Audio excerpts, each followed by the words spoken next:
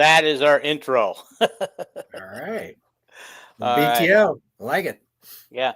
Everybody, thank you for tuning into the show. This is Brian Tabor. He's going to talk some basketball with us today.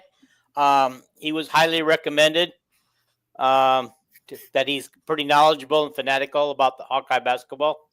So we're going to see what he can tell us tonight. But first, as always, I just want to remind you guys to, if you're not already a subscriber, hit that subscriber button on YouTube. Hit the like button. And then share this content with whoever you got. Okay. And do it. And hang on for a second. Jason, welcome to the show. Okay. Hello. You missed a great intro, Jason. Jason, meet Brian. Brian's going to help us out with the basketball tonight. Is it Byron or Brian? Exactly. I hadn't had a chance to correct him on that yet. Did I get it wrong? Don't worry, I'll do that. I got to tell you, I've been called Brian every day of my life. So, Byron? It's Byron. It's Byron. Okay. Don't worry, I don't have any problems correcting anybody. That's all right. All right. Hey, Byron, why don't you tell us a little bit about yourself and how you got to be such a hoops fanatics for Hawkeyes? A little bit, real quick. All right. So when I was in 7th grade, which is like, last century, my old man split season tickets with a local dentist. He could never go to the Tuesday night games. So we got the Tuesday night tickets, and I fell in love with the game. It had something to do with the fact that we had a really good team that year. That was the 69-70 team. John Johnson, Freddie Brown, highest scoring team in NCAA history. So it was some crazy thing, but sat in the field house on the second to the top row behind one of the baskets. So if you stood up, you had to kind of look like this to see under the curtain that was there. And I just, wow, that was so much fun. And then my lucky streak continued when I got to Iowa. I was in school when Luda Olson's team went to the Final Four. And that also in the field house, that was something there when they opened Carver. And my wife and I moved to Wisconsin for 10 years. And then when we came back, I was stunned to find out that you could actually get tickets to basketball games, because we never had prior to that. I was a student, so I got in there, survived the Licklider years with me and 500 of my closest friends at all the games. And I have a letter from Steve Alford thanking me for attending every game 1 year. So I didn't know they send those out, but yeah, it's rare that I miss a game. I've driven to games when going down I live in Cedar Rapids, going down 380 on icy roads where, people in Iowa City wouldn't even go out and see the game. But I'm there all the time. Okay. It's weird how just a little bit of snow will just mess with the basketball team. Nobody will show up if the weather is just a little bit bad. Yeah. But they do find a way to get there to fill up Kinnick. But for every reason, basketball, they don't do that. The sad thing about it is the people that live right in Iowa City don't seem to be patronizing or supporting the team. Am I wrong on that? Including the students. You're totally right on that. Yeah.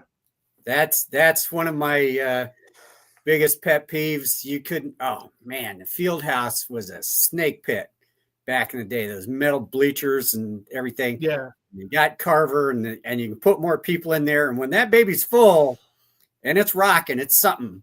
Oh yeah. But how many people did it fit though? What, Carver? No. Field The house. Field house was like 10. Yeah, that's what I thought. I was thinking and Carver's less than 15. that. So it was 50% more people in there. Yeah. But I will tell you this. Anybody who's never been to a basketball game or a wrestling meet inside the field house is missing a treat. But it's hot, it's stuffy, it's crowded in there, and it's loud. Views, obstructive views. That was, oh geez, yeah. Saw some great basketball in the field house though. Yeah. But I think when they went to build Carver, Lute should have looked a little bit more at Hilton and had Carver built more like Hilton. Because Hilton, you go in that thing and it's like this. Mm-hmm. You can sit in the top row at Hilton. I've sat in the top row at Hilton, and you're not that far off the floor.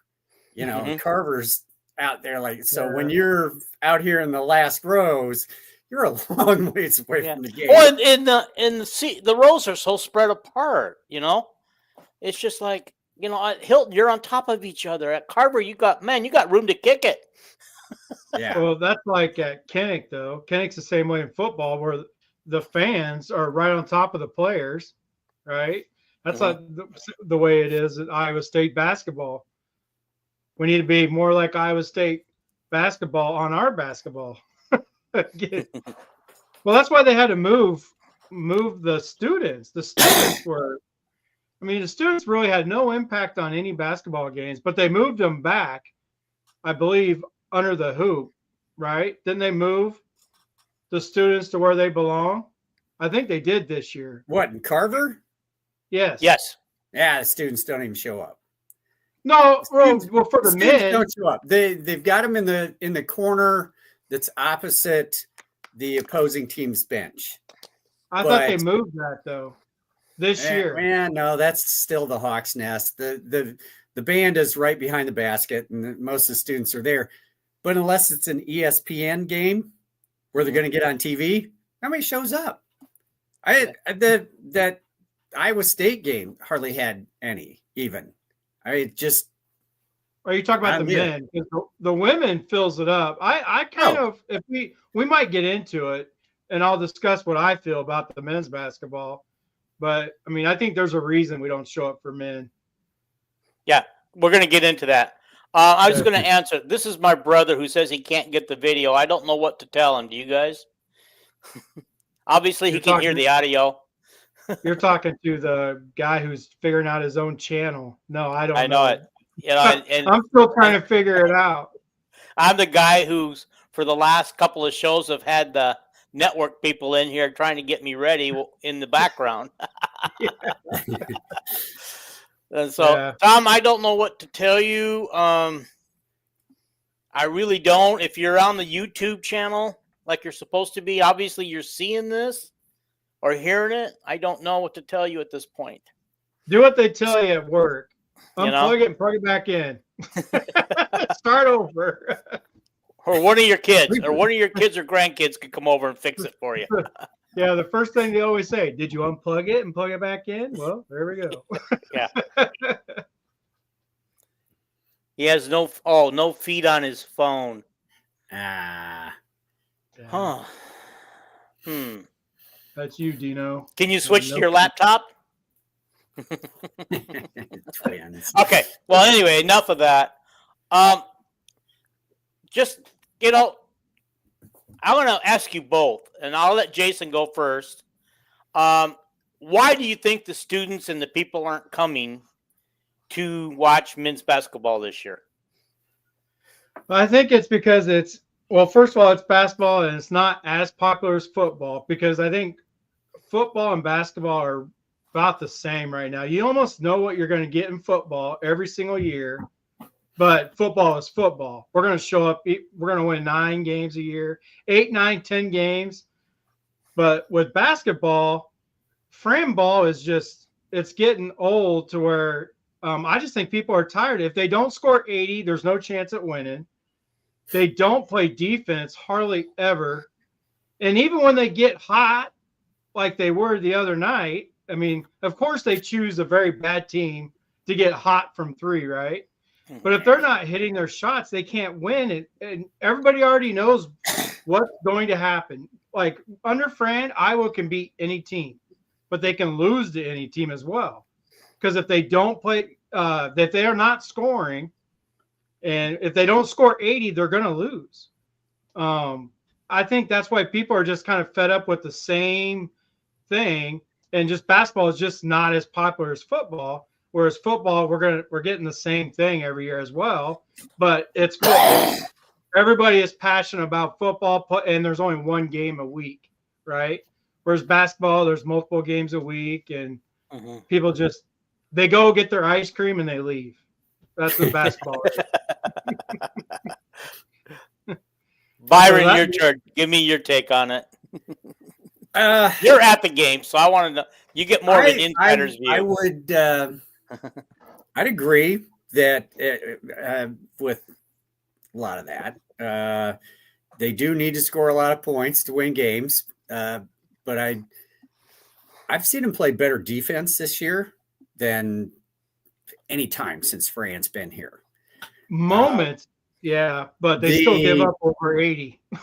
the one thing, and I also agree with if they're not shooting, they got like a minimal chance of winning because you can't, they're not going to win games with defense, but they are doing a little better this year. And I see that in the quickness of the guards. They're managing to not have the opposing team break them down right at the top of the circle.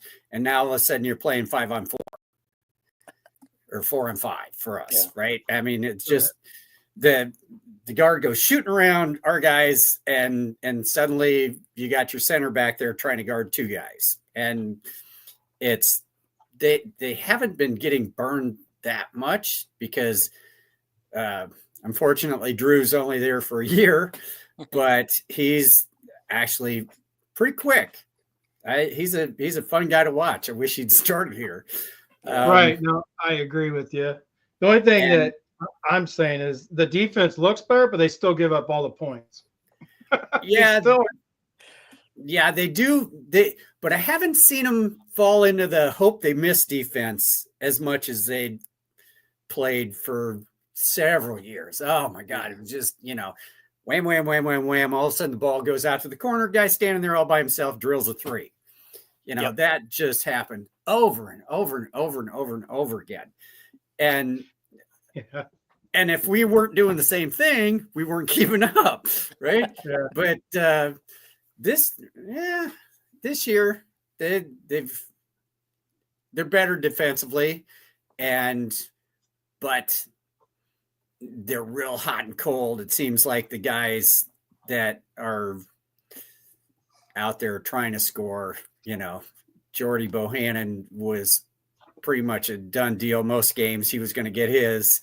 The rest of the guys, Peyton's good, but oh God, he hits cold streaks. And, all of them, they never seem to like one guy go cold and the other ones make up for it. It's like, bam, we're all cold.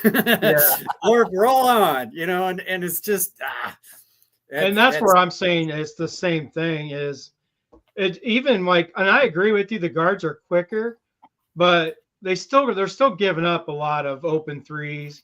They're still giving up over 80 points a game. They're getting more steals. So to go with what you're saying, like, heck, the point guard, for whatever reason, I'm forgetting his name, Harden. Brock Harding. Brock Harding, yeah. Brock Harding, like, he's doing very well at getting steals, but then he also does get burnt off the dribble sometimes. And then they'll leave wide open threes as well. So to me, I'm seeing the same thing, but just with quicker players. They're still running the same scheme. I actually like them in that full court press more often than what they run it. I think they're better in the full court press. And sometimes I think the defense is better without Peyton. Like he just, I don't know. Yeah. There's something about him. I tend to agree with you there. He's maybe not as quick as some of the guys covering That's He true. kind of reminds me a little bit of Caitlin Clark, except Caitlin Clark never got streaky the way he does. Peyton is just a very streaky shooter. He's either hot or he's cold. It doesn't seem like there's anything in between.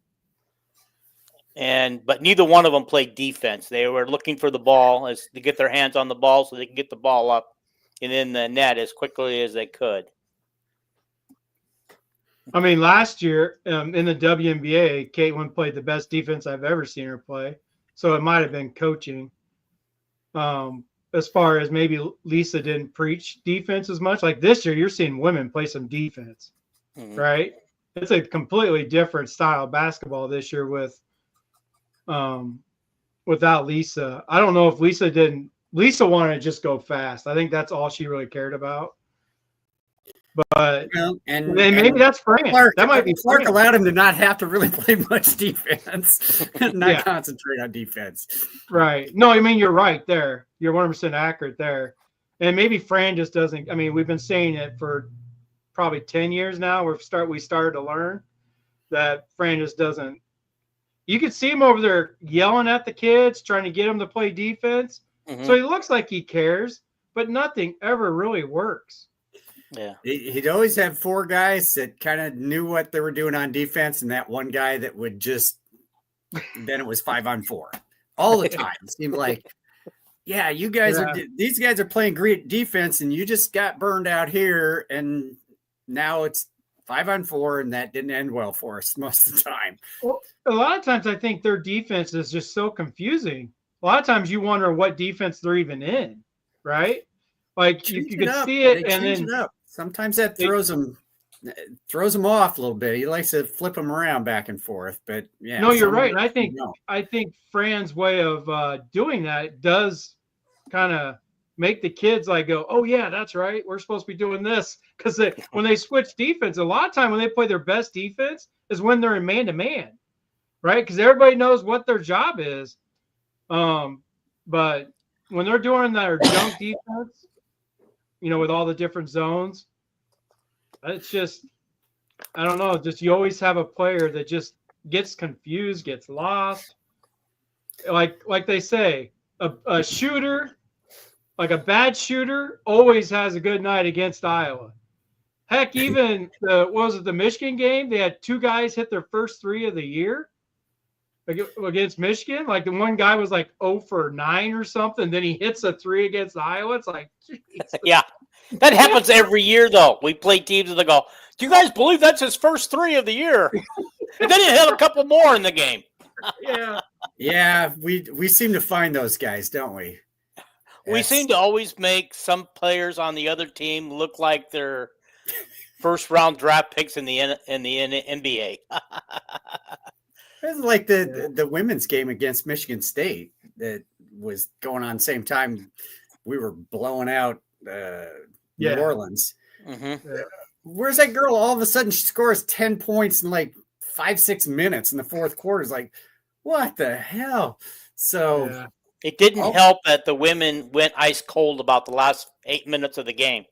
Yeah. I think they got one real bucket in the last 8 minutes, and any other score they got came from the free throw line. And so, and the sad thing about it is as I talked with Molly on the basketball show the other night, is they could have won that with Lucy's shot. That's her patented shot. But I think she arched it just a little bit too much because she lost control. I think she was expected to be guarded tighter than she was, and when you look at it, they backed off and let her shoot it. They weren't even guarding it because they didn't want to foul her. Yeah, but she lost the ball. She didn't shoot the ball. Yeah, she shot putted it because she lost the ball. Yeah, is that what it was? Okay, I remembered it. I was watching it on my phone, guys, so I didn't get to see the big picture. They're this big. Yeah, she lost the ball, and then she kind of had to rush it just to shot put it, not really do her. She wasn't able to do her. It was more of a trying to tap it in from 8-9 feet instead of shooting. Yeah, but her mid game is amazing, but that jump shot is so weird.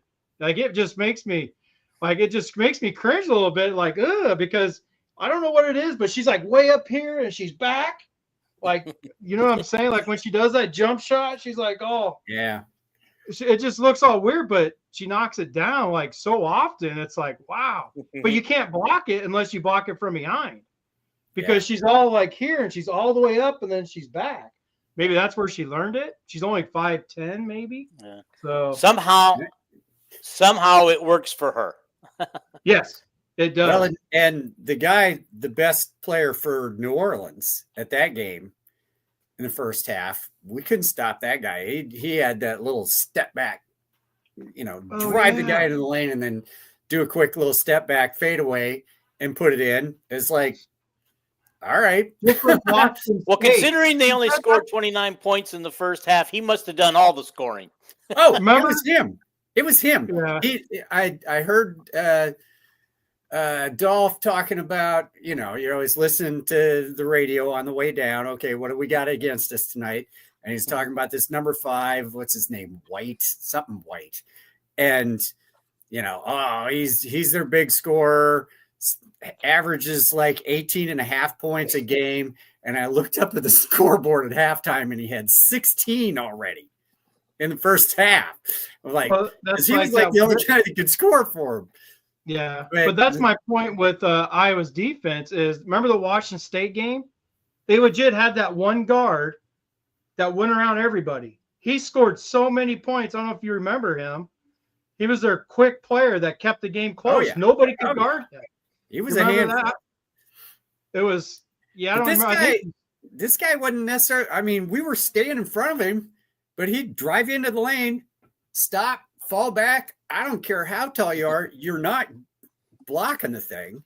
And so in the second half, we figured that out. And anytime he came in, somebody get behind him and we just kind of wrestle matched him out of the whole thing and he couldn't do it. And we pretty much shut him down. That's when it just, wow, we really blew them out then because they had nothing.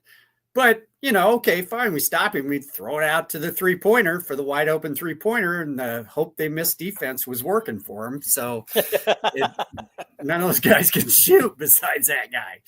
So I like that terminology. Great, that game. Yeah, that's like the kid Calamise. That's what I was talking about for Washington State. He scored 27 points.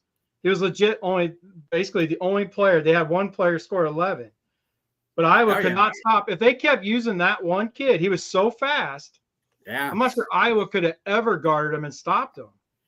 Yeah. I mean, he was definitely troublesome. Yeah. Guys, I want to 22 shooting. That's how good he was. I want to show you something about when I say Peyton Sanford's a streaky shooter. Against Iowa State, he was 5 for 15 field goals and 3 for 10 from the 3-point range. But that was in the Iowa State game. But in the New Orleans game, where he didn't have as much pressure on him, he was 5 for 8 and 3 for 4. And 2 for 2 on the free throws. But my question is why is he so streaky? What can he do to be more consistent? Because he's supposed to be our scorer this year. He's supposed to be the leader of this team. He's supposed to be the guy that when things start going south, that he brings the team back, kind of like Connor used to do, if you remember. When things started going south, Connor was the leader of the team that stopped those runs, and Iowa would start their own runs. But it seems now like when a team starts a run on Iowa, they can't get it stopped this time and get their own run going, and they just go ice cold like they did in the Iowa State game. And I'm not counting the New Orleans game because that was a game they were going to win by 30 points no matter what happened. Yeah. He's not Connor. The only thing that Peyton does better than Connor is shoot. That's it. Connor played defense. Connor could play the point. Like Connor could play 4 of the 5 positions. Like, no, he's not even close. Yeah, he had a good basketball IQ when he'd get in there and things get tight. He was not making mistakes. So that's the key. Relying on him just for shooting, unless they left him wide open. Yeah, because they didn't think he could shoot, and then he'd drill him. Yeah. But basketball is a mental game. No different than a golfer. No different than a pitcher. Like maybe he's putting pressure on him. There's no pressure on him. Maybe he's putting it all on himself because all the players around him are shooting. He is the one that goes 5 for 25. Like, was it against Michigan when he probably shouldn't even have played? He had a hurt wrist and he just kept jacking him and kept missing him. And they still lost by 2. Was that Michigan, I think? Yes, So, yes, I mean, you are correct.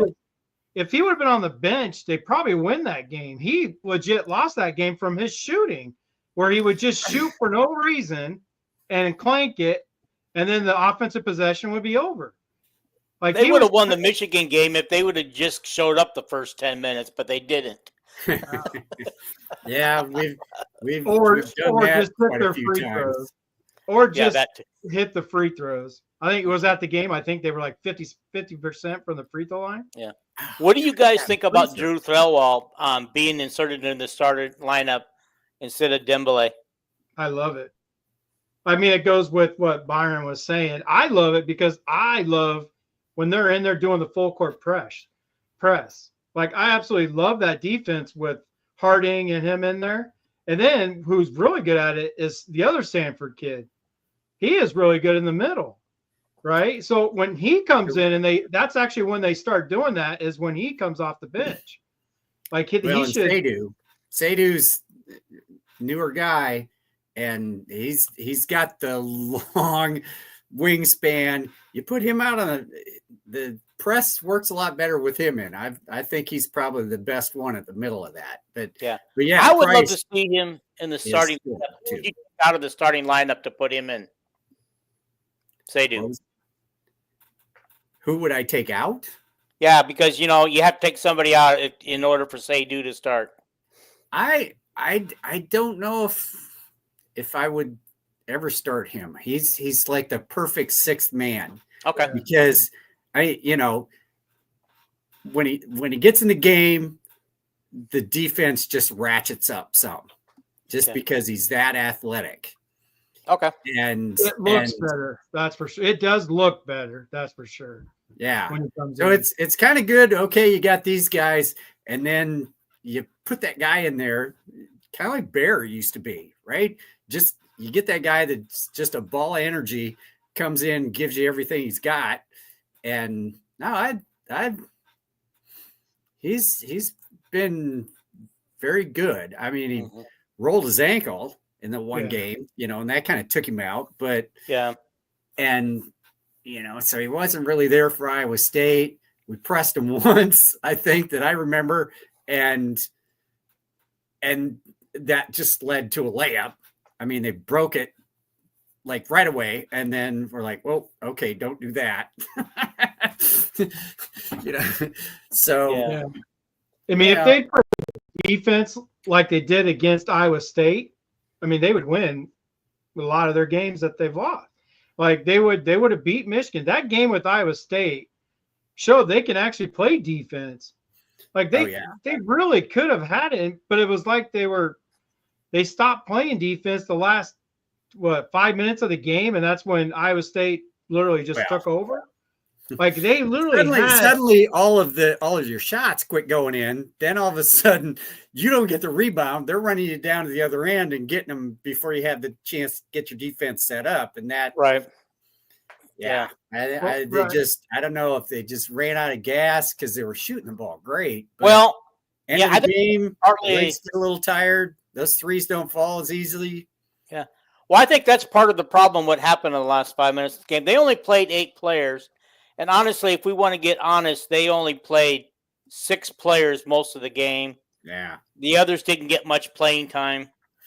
And why Bryce wasn't playing more in that Iowa State game, I don't know why. And then Fran says afterwards, yeah, we should have probably played him more.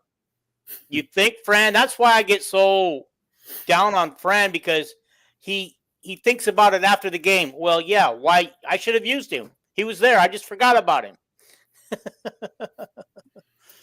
It's always easy to I think Fran's trying to deflect some of the pressure off his players too. So who are you talking about? Sorry, I must have missed what you said. What players should have played more? Bryce Sanford. Bryce didn't play much in the Iowa State game. I thought you said Brock. So I had to go look because I'm like, wait a minute, Brock played almost the whole game. Yeah, Brock was in there the whole time. Yeah. Bryce got 20 minutes in the New Orleans game and only 4 minutes in the Iowa State game. Yeah, he played a much shorter bench in Iowa State. I think Yeah. he knew we had our hands full with those guys. Well, here's the other thing too. Yeah, Stowell and Dix played 36 minutes. So, I mean. Well, and the trouble is, when guys are hot, we were shooting really well against them. And when guys are hot, geez, you're not really sure you want to put them on the bench. But you get to the end of the game, and at some point in the middle, you should have taken your medicine and gotten down 2 or 4 points instead of, running on empty at the end and handing them buckets after buckets. Looking at all the the starters played so many minutes. Oh my goodness. Peyton played 39 minutes. Oh yeah. Oh yeah. They played a lot of minutes in that. A lot of guys played a lot of minutes. Normally he's going. The whole starting lineup except Freeman, but I believe if I remember right, Freeman was in foul trouble. Yeah. He got foul trouble early, I thought. Yeah. He sat out a good chunk of the first half. Yeah, he only played 26 minutes, and I think that's why. Yeah. But Kelvin opened up the door to the women. I wasn't going to do much on the women tonight, but he talked about the turnovers, need better offensive plan, and particularly passing has been way worse than last year. No Bluter ball. You guys care to comment on what you've seen from his comments on that? I mean, I don't see – the only issues I see is they have to adjust to the full court press. Those are the only teams that they've had issue with, right? I mean, they've beaten even good teams. They've beaten ranked teams. They beat Iowa State. I just don't – they just have to adjust. It's weird. They know what they're doing, but sometimes they forget. So it's in their mind because so many times they would break the press perfectly, but then they would do something completely different, like dribble to the corner, which is the last thing you want to do against the press. So then they get in the corner, and Lucy did it twice. And it's like, why would you go to the corner? You have nowhere to go. I mean, she had people every time they pass the ball into the near corner in the second half when you're watching, throw the ball over to her, and then bring the other gal off the corner across, throw that pass out there, you're off to the races. They broke it the same way over and over and over and over again. I'm like, this isn't going to work. They're going to figure out that that's the only way you're breaking the press. And then they got burned a couple of times. Suddenly that person over in the corner got covered a little better. They threw it out of bounds. You can't do the same thing every time. Yeah. Well, give Michigan State some credit. I mean, they're a better team than I thought they were going to be this year. Think about it. Both teams that the Iowa women have lost to are 20-0. Well, they're both 10-0. Legit, they haven't lost to a team that's lost a game. Right. Both teams are 10-0. Yeah. And Iowa was right there with both of them to the end. Yeah. So, yeah. And they got, I believe they got some tough games coming up ahead, but they got UNI first, this Friday, which will be a tougher game than people might think. It's not a press team, though. That's all that matters right now for me. Okay. Jason, I know this is a basketball show, but Think wants to hear your thoughts on Bo from Penn State. So if you want to give him your thoughts real quick. I mean, I can't give you a whole lot because that's what I'm working on for my show. But Bo is, I don't think he's going to come because he's going to demand some money. Where Hank wasn't going to demand a lot of money, but I think this kid probably will. But he's basically in the same mold as Hank. He's a perfect QB for Leicester. He can use his feet and he can throw. He's better runner than Hank, but Hank is a better thrower. So, I mean, they both have it. But if Bo comes to Iowa, I will be excited again, and Sullivan will be gone. That I can guarantee. So, which you guys all know if you watch the show, I have no issues with Sullivan gone. I don't think this is going to happen because I think he's going to demand some money. So they're going to have to come out with probably some Lucy type money. I mean, at least $500K probably. I guess I could look up, see what he's demanding. But if he does come, I mean, that's going to be an overhaul of the quarterback roster of quarterbacks that fit what Lester wants to do. He's a perfect quarterback for what he wasn't a good quarterback for what Penn State wanted him for. That's why I think there was a fallout. The reason he left, I mean, he literally left. So we got to think about this is we need to interview him and find out why he left. Because he left before the playoffs. Like why? Something had to have happened because their quarterback, if I remember right, is going to be going pro. Mm-hmm. So they don't have a quarterback for next year. So he got wind of a quarterback coming in that's probably going to beat him out, possibly. Or is he a kid where if they don't if they don't guarantee him the starting position, and Kirk isn't going to do that. Kirk don't play that game, right? So he won't come if that's the case as well. So you don't tell Kirk, yeah, I'll come if I start. That doesn't work. That's what Brown ran into. Issues Brown ran into thinking he was God because all the fans were excited about it. Remember that? The wide receiver coming from Ohio State, everybody praised him, and then he didn't practice. Like he would show up late, and he immediately got into the doghouse. And I think when Kirk came out and said, we're not going to, pamper anybody, we're not going to kiss anybody's butt, I think he was talking about Brown. So, I mean, I'm excited. I hope he comes, but I believe I haven't looked into it. Don't take anything I say like really serious yet. Wait for my show, and then you can. But I do know we're looking forward to that show. We're going to look forward to that show.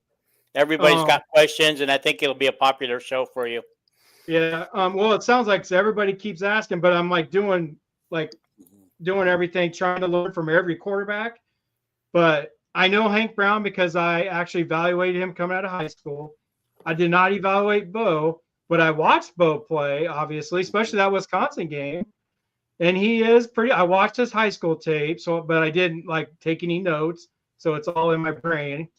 But he's a better runner than Hank, but I think he needs to work on his arm a little bit. So does Brown. But I just think Brown right now is a better thrower. But I think Bo starts. If Bo comes, I think he's going to start because he throws better than Sullivan, better than anybody's had, and he runs better than Sullivan. Yeah. So apparently he's leaving because Aller's coming back. Oh, is Aller okay? Well, Kelvin would know. See, that's something I didn't know. I thought he was going pro. Yeah. So and that would make sense. Okay. And then Caleb Brown that you were mentioned earlier, he's going to UAB, which that's quite a drop from Big Ten football. But he's going to where I guarantee you they said you're going to come in, you're going to be the starter. You're going to be the star. We're going to feed you the football. So if that's what he's all about, then yeah, UAB is a great spot for him. Yeah. Let's just do this last question on football, and let's get back to basketball because we'll do a football show before the bowl game. Okay. Do you think Hank is a project, or do you think he can come in and contribute early? I have no idea in my book right now. Yeah, I don't think he's a project at all. I think he's a good fit for Lester. Lester's going to love him. He just doesn't have the wheels or strength of what Bo has, right? So I guess you can call him a project as he does need to get stronger. He looks like a basketball player right now. It's insane how skinny he is. He's a big kid, but I think he only weighs 205 and he's 6'4". So he's going to have to get a little stronger. But yeah, I don't think he's a project. He could start, but if Bo comes, I think Bo's going to go to the top of the QB room. He's legit the perfect quarterback for Lester right now is Bo. Okay.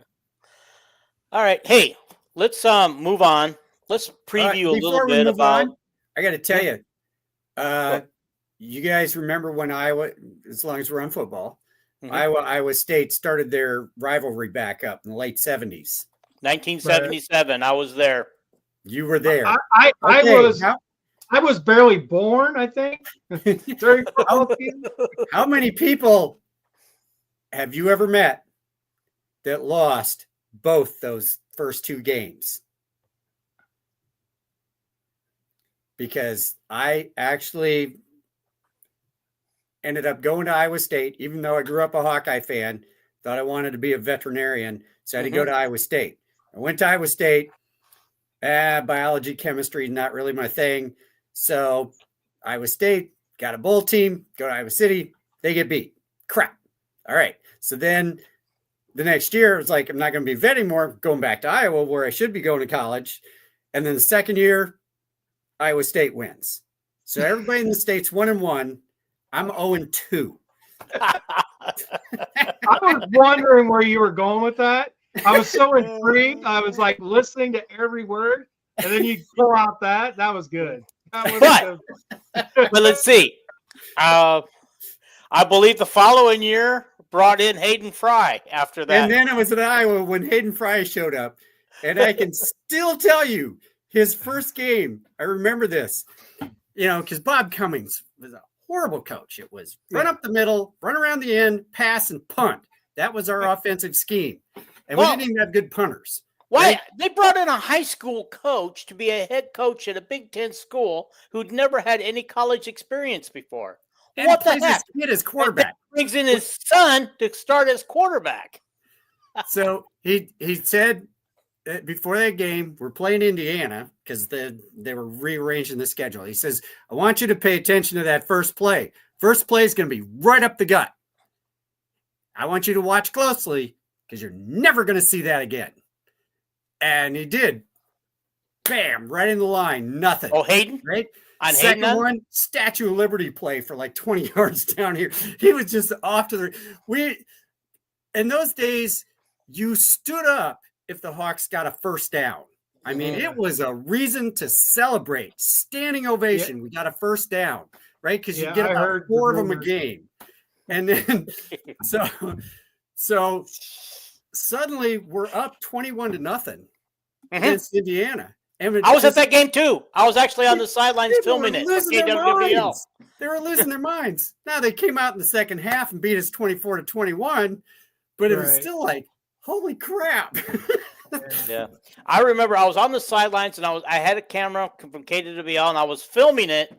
And they were telling me about how I got to start the camera when the quarterback gets under play and just follow it to the end of the play. And so I was following it so closely, I didn't realize that the guy caught the ball right in front of me, so I didn't get it on camera. And I had to quickly turn around while he ran into the end zone. And I mean, I was literally on the side. I'm surprised somebody didn't come over and pull me off the sidelines. Oh, but that was fun days. That was crazy. That was crazy. Real quick, Hank, can you just type? I know we're going away from football, but is Cook coming back for Missouri, or is he going pro? Because I think he's a senior, but I don't know if he has any extra. Because Bo is a good quarterback for Missouri as well, so that would be tough for Iowa. Okay, now we can go. I'll just watch the typing. Okay, you watch the ticker down there. All right. Okay, so let's preview Utah real quick. We lost to Utah. There you go. Calvin got you the answer already. I pulled them up and looking at their stats. So they've got a decent record. It looks like they've got, and I don't know if these guys are brothers, but there's a Gabe Madsen and a Mason Madsen, and they put in a fair amount of points and minutes. They're their big scorers. It looks like they probably run about 7-8 deep before the scoring really drops off. A few of them are taller, but they've got those Madsen kids are shooting over 40% from 3-point. Were they on the team last year when they beat us? Oh. Well, they're seniors, so yeah. They might have been, unless they transferred in. With the transporter, who the hell really knows? Yeah, you never know where any guys come from anymore. Well, although I I was looking, and they list the schools. Went to here in high school, and then here in college, and then here in college, and now they're at Utah. It's like this is nuts. It is nuts. Oh man, guys just zipping around all over the place. I am not a big fan of this. Yeah. So this game will be up in Sioux Falls. Will you be going up there, Byron? No, okay. I will not. I toyed. I had a guy that I know that went to Washington State, and I was trying to talk him into going to the game in Moline, but yeah, he couldn't do it. He had another thing going. So I go to a few road games, even though that's, I don't know, neutral. But that's the other thing. Their only 2 losses have been on the road. So they don't like. Should be a pro Iowa crowd. Yeah, it'll definitely be much more than a pro Utah. That's still Sioux City's still a long ways away. So hopefully that plays in our favor. If we can shut down those 2 guys, keep them under 40%, because they're throwing in a lot of points. When you look at Gabe Madsen, their guard, has got 261 points, or no, that's minutes. Where does points go? I had him here a minute ago. Well, 189, and the second place guy has 99. So they're definitely leaning on Gabe. When you look at their schedule, they're 7-2. The only Power 4 team that they played, they lost to. Yeah. Everybody else, I mean, we were talking Alcorn, Central Arkansas, Queens, Utah Tech, Mississippi Valley, Eastern Washington. St. Mary's, they lost to. That's their second loss. And then Radford. So, I think some of these stats are skewed, but they average 86 points a game and give up 64. So I think those are going to be kind of skewed when you get up against the Iowa team or any other. You never know early in the season like this when you're playing the New Orleans of the world. Yeah. You're going to look pretty good until you actually start playing in the Big 12 and running into. I'm going to go out on a limb and say they score more than 73, which is what Iowa gives up every game. It depends. If we can shut down that one guy, that's going to cut out, a third of their points. So right. Yeah. But remember, they got other scorers. So they got, 2 scores scoring over 11 points, and the other Madsen scoring almost 11. Yeah. Yeah. They can run 7-8 deep before they really start. Do either one of you guys have our season stats? What we look like overall? I forgot to pull that up. I wanted to see where we were at compared to Utah. Are you talking about points per game stuff? Yeah, points per game, stuff like that. Yeah. Iowa's points per game is 87. Okay. Points against is 73. Okay. Which is shocking. But every good team Iowa's played, they gave up over 80. Yeah. Field goal, they're shooting 50% from the field, which that's really good. Considering I think Peyton was 25% from 3 at one time. Mm-hmm. I don't know. He got hot last game, I believe. I think he hit 3 or 4 of them, so I don't know. Everybody was pouring them in from all over the place that last game. Did they hit 20? Did they get to 20? Because they had 11 at the half. Who? Did they get to 23s? Iowa. Because did you guys see Tennessee hit 33s in a game, the women? Oh, jeez. They hit 30. Unreal. I thought Iowa was going to be up there too because they had 11 at the half, but I don't know how many they ended with. They ended up with 14 made out of 29 attempts. Yeah. It kind of got to the point in the second half, Yeah, when they were up by 30. We didn't need it. When they got to like 89 points, I thought they're going to get well into the hundreds. There's probably 9 minutes in the game left, and all of a sudden, we just weren't scoring as hard anymore. Yeah. Well, they took all the players out. You go into the bench at that point, too. Yeah. I mean, Kingsbury. How many minutes did Kingsbury play? I bet he played close to 10 minutes. He scored 6 points, and not one of them was a 3. Quite a while. A lot of those guys were in there quite a while. Kingsbury, 11 had minutes. 60 in the first half. Yeah, yeah. Kingsbury was 3 for 6, but 0 for 2 on the 3-pointers, which is what Yeah. he's known for. Yeah. Well, it's what his Yeah, I dad's had a known guy for. sitting there, hey, your dad would have made that. Like, oh, Is that what man, people were wow. saying? Yeah. Yeah, I mean, that's what we're actually putting pressure on him because of who his dad is. We Mhm. want to see him hit those threes. Even Jess Settles, when he's doing the play-by-play, or he does the color actually, but Yeah. even he's like, man, I just want him to hit a three. He Oh, just and he think of the, has. I mean, he oh yeah, has. he's hit them, but just not very often. Rebounds Yeah. per game. Iowa only has 34 rebounds per game. Utah's 42, 43 basically. Assists per game. Both teams are on the button 20 assists per game. Blocks per game. Iowa's 5.4. And blocks per game for Utah is 3. Yeah. Steals per game. Oh, Iowa is. I mean, you're right, Byron. They are definitely playing better defense. The scoring doesn't look like it, but they average 9 steals a game. That's pretty good. They average they have been 8 steals a game this year, it seems like. So, What about turnovers?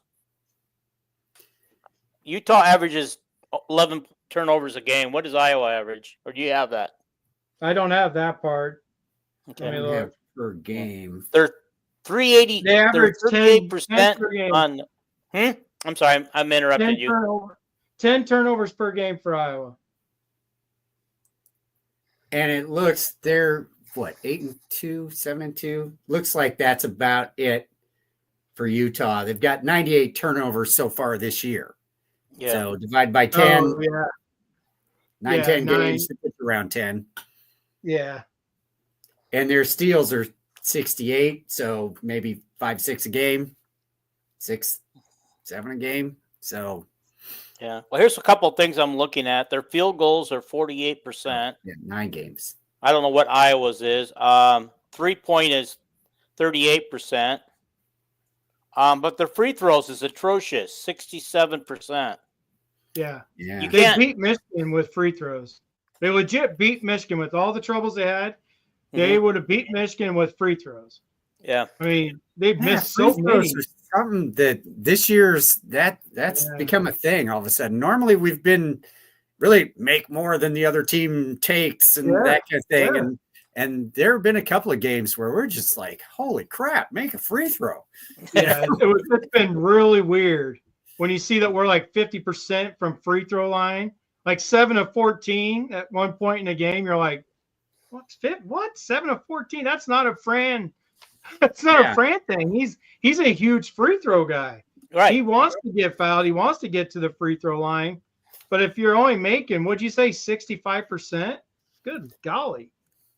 Yeah, because they used to say that one game that they were really bad. They came back the next game and definitely were doing better. But you just I just remember the one game that was awful. I remember a game where they were like, I think was everybody goes cold at once. You know, we got to quit that. Yeah. One guy, take your turns, one guy at a time. Yeah. Dean, we just need somebody who can focus on rebounding. I was just kind of looking at Freeman's rebound. Like, he only had 4 in the New Orleans game. Come on. He's better guy than that. Dean. They had a lot of either their one guard got in the middle and made it, so there's no rebounds, or they take those long shots and they were, I'd see him screen the guy out, but it'd still go over his head. It's like, Dean, so there were just a lot of long rebounds in that game. My wife has clients now, so I got to go. She needs the office. All right. Jason, thank you for joining us with your expertise tonight. Hey, not a problem. Nice to meet you, Byron. Yeah, nice to meet you. Go Hawks. Go Hawks. There you go. Take care. Okay, so he's actually gone. Okay, but I wanted to point out when, because Calvin brings up worst rebounding team, when Owen Freeman's only getting 4 rebounds in one game and 5 rebounds in another game. I know that that's not horrible, but, for him, shouldn't he be pulling down more? a game, or am I just like expecting too much out of this young man? Yeah, you're only right where you're at, right? I mean, if the Mhm. ball goes the other side, you're not going to get that rebound. Seems like he gets his hands on the ones that he can get his hands on, but it's the guys that are really athletic, like Dembele and Seydu, I think are capable of really crawling around, covering a lot of territory with their quickness. I mean, Owen's going to get it because he's tall. If it gets to him, he can fight it down, but it's got to come to him. Where those other two guys know how to kind of like get over to where the ball's at, seems like. Right. So, it's how many rebounds do you get per touches? If you can touch it, do you get it? Yeah, most of the time, sometimes, but I'm sorry, you touching it and it bumps into the opposite team man's hand is not a rebound. Yeah. You've got to get up there and grab them. You got to go forcefully get those things. And I don't know. I'm going to just be right up front. I don't have super high expectations for this team, but I'm changing my philosophy a little bit after what I saw, what they done against Michigan. Michigan is now a ranked team, so Michigan's apparently playing a lot better ball than they have. Iowa State's number 3 team in the country, so we almost pulled that off if we hadn't got tired legs. But I think if Fran would have subbed a little more liberally in that game, we may not have gone cold from the field at the end of that game. Yeah. Or it was always 2-4 points one way or the other. Mm-hmm. You put a sub in, they lose a little defensive intensity. Mm-hmm. Now all of a sudden you come back with your starter and now you're 8 down instead of 4 down, so yeah, it's hard to tell. You would hope, the trouble is we're pretty much a 3-point shooting team. All right.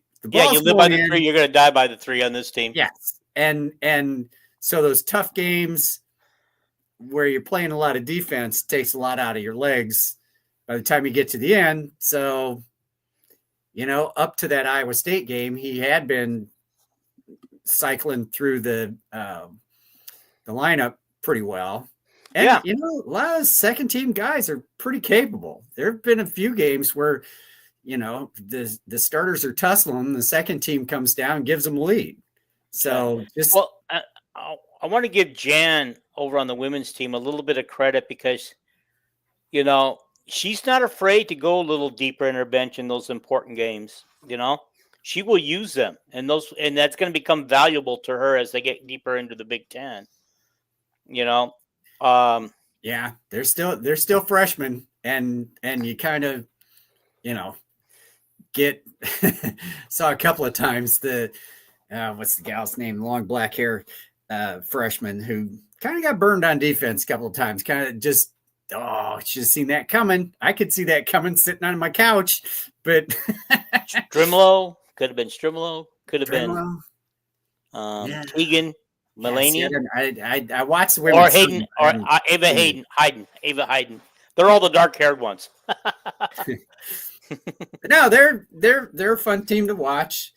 The men can be a fun team to watch. I mean, they're staying competitive, even in the, nobody's just totally blown them out. So no, that's true. I don't remember how bad we lost the Utah State game, but the other 2 games we were in it and with the chance, to win. I mean, anybody who sees the final score of the Iowa State game, 89-80, doesn't realize that game was a whole lot closer than that. Iowa just went cold, and a lot of those points at the end came at the free throw line for Iowa State.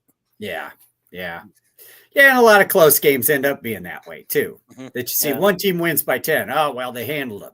Well, they didn't handle them for like 35 minutes. Yeah. Just once you get desperate at the end, it's the wheels fall off and then you're done. So yeah, but somebody points out that the men and the women had just the opposite effect on both games.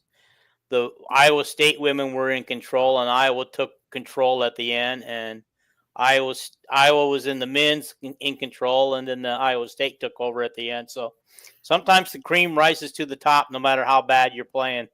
Yeah. Sooner or later you're going to win, I guess. It's 40 minutes. You got to play 40 minutes. You got to play 40 minutes. Those last 5 can cost you. Yeah. But yeah.